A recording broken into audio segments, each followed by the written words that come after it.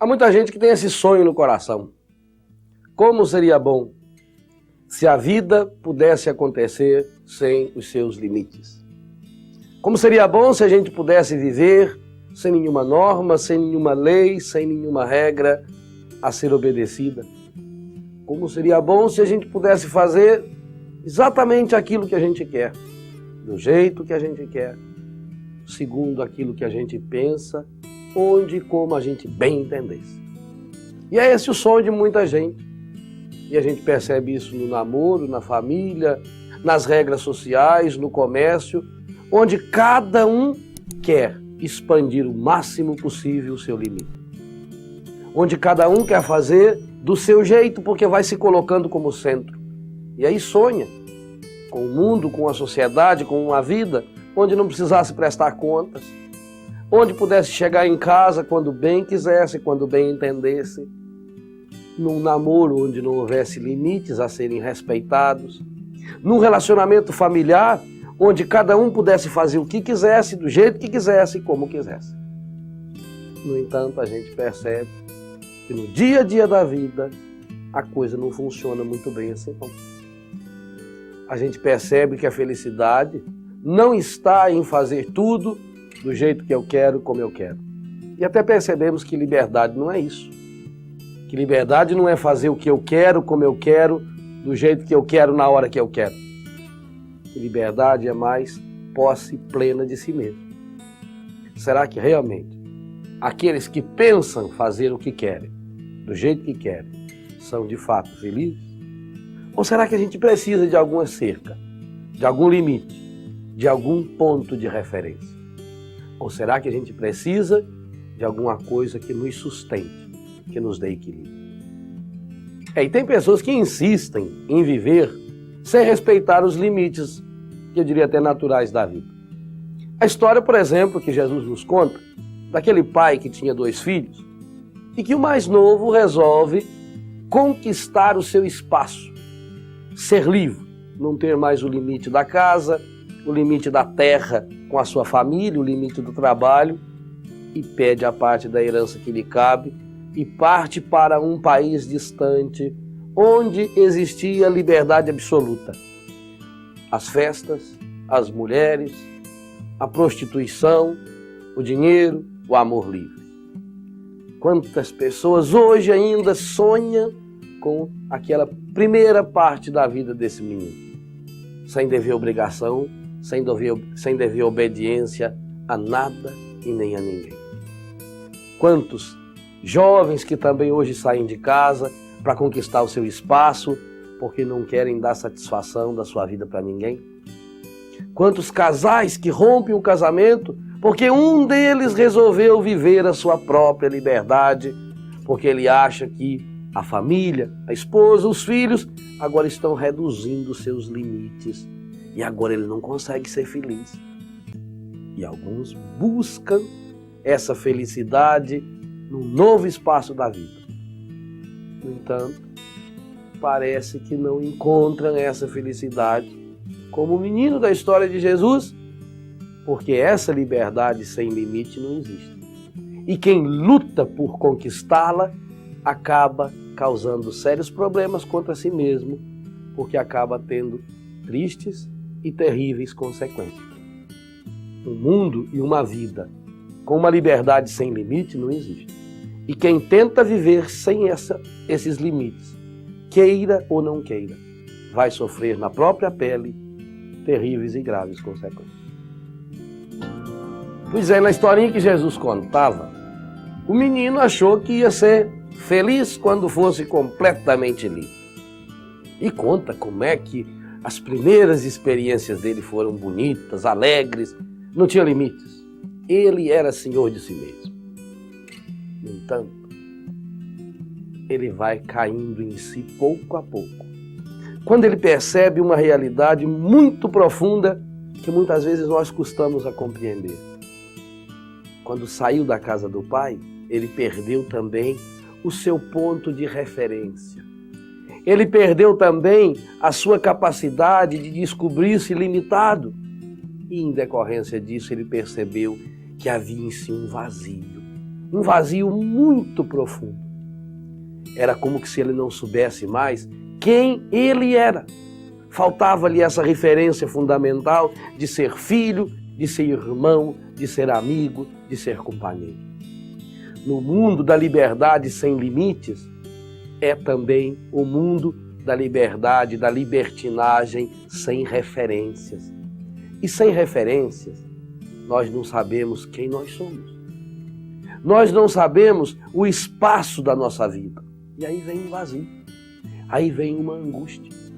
É gostoso para o jovem que sai de casa, os primeiros dias na República, morando com os amigos ou num hotel, tudo é novidade. É gostoso para o marido que abandona a família, os primeiros dias onde ele chega a hora que quer, namora quem ele quer, mas há um momento que vem um vazio. E esse vazio, sem dúvida nenhuma, é o maior reflexo para nós mesmos de que nós somos limitados e que se quisermos ser de fato felizes, não é preciso romper esses limites, não. É preciso perceber esses limites e, percebendo-os, eu saber viver e caminhar dentro deles. O menino pródigo, que conquistou a sua liberdade plena porque foi para o país distante, com dinheiro, com mulheres, com amigos, que era feliz e livre, chega um momento, em consequência dessa falsa liberdade, que a vida dele começa a entrar num vazio. E é um vazio tão grande que a Bíblia nos conta que esse menino foi obrigado a comer lavagem de porco. A sua vida era um buraco. E a história se repete. Hoje a gente, como padre, no aconselhamento, na confissão, no trabalho que a gente faz com os drogados, com os aidéticos, com as meninas mães solteiras, com as meninas que provocaram abortos, a gente percebe como eles estão comendo lavagem. Como eles buscaram essa liberdade, buscaram a felicidade, tentaram construir um mundo e uma sociedade para si mesmos sem limites e, no entanto, depararam esses limites em si mesmo. É o jovem que fumava um baseado porque queria ser livre, queria ser diferente, e hoje ele está comendo lavagem porque ele é dependente da droga. Não é mais ele que fuma a maconha, que cheira um carreiro de cocaína. Agora é a maconha e a cocaína que estão cheirando, que estão comendo, que estão carcomendo, que estão destruindo, e ele está preso em consequência disso.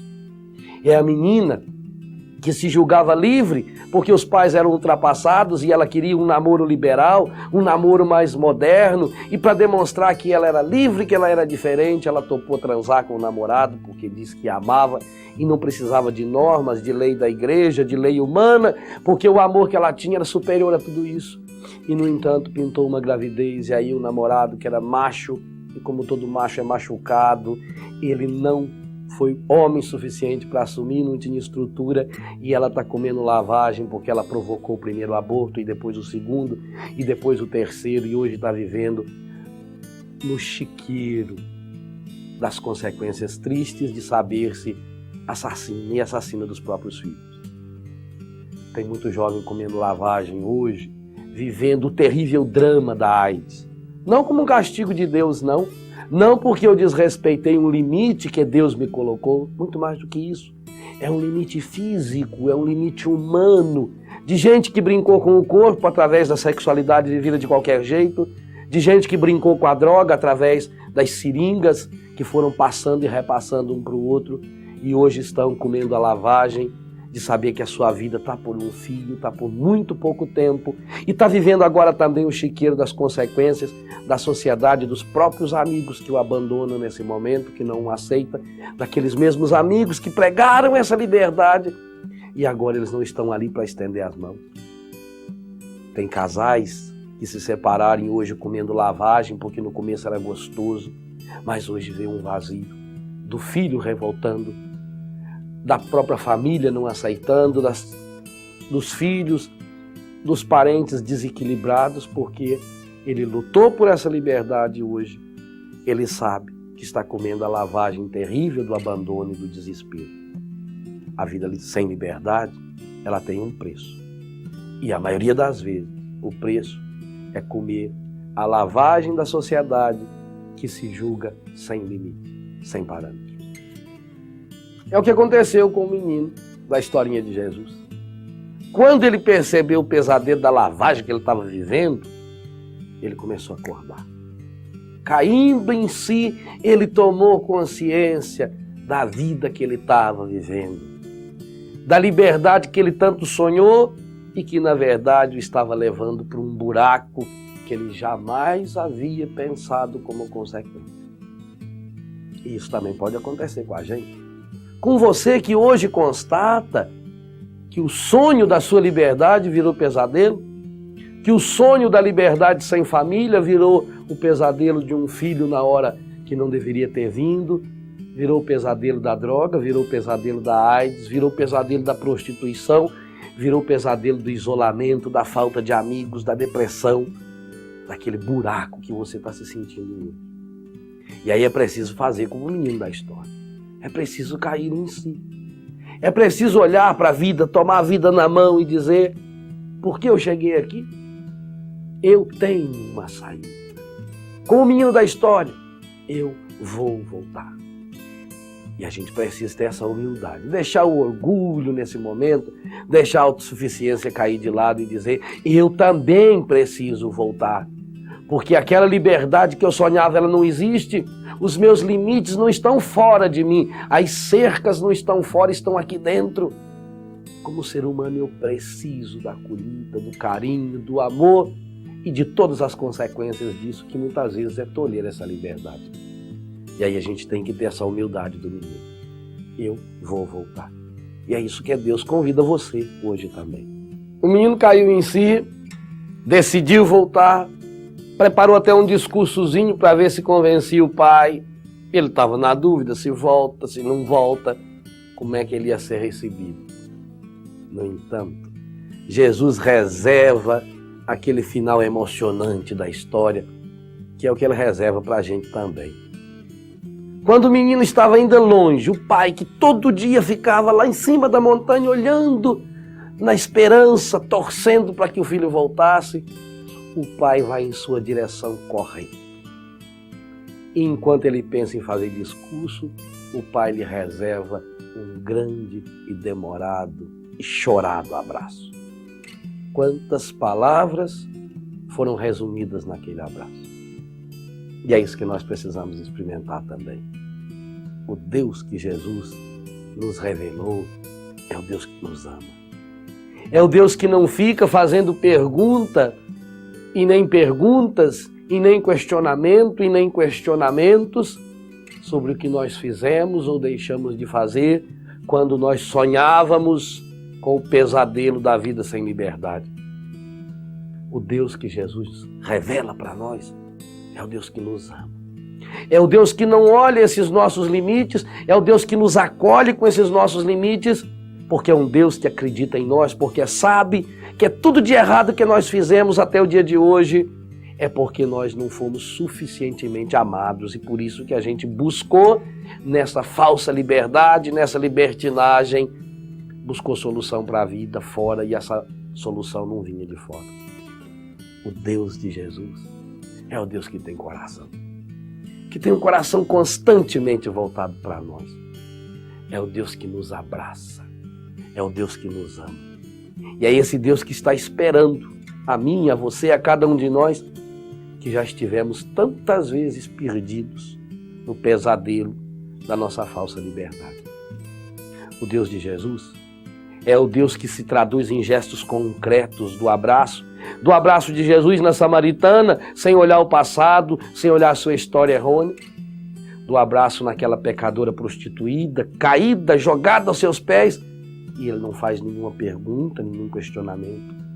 É o abraço que ele dá em Zaqueu, o grande pecador do Evangelho, aquele homem tão pequeno que lutou tanto por uma vida sem limites, mas que recebeu no abraço de Jesus, na ternura do coração de Jesus, um projeto de vida nova.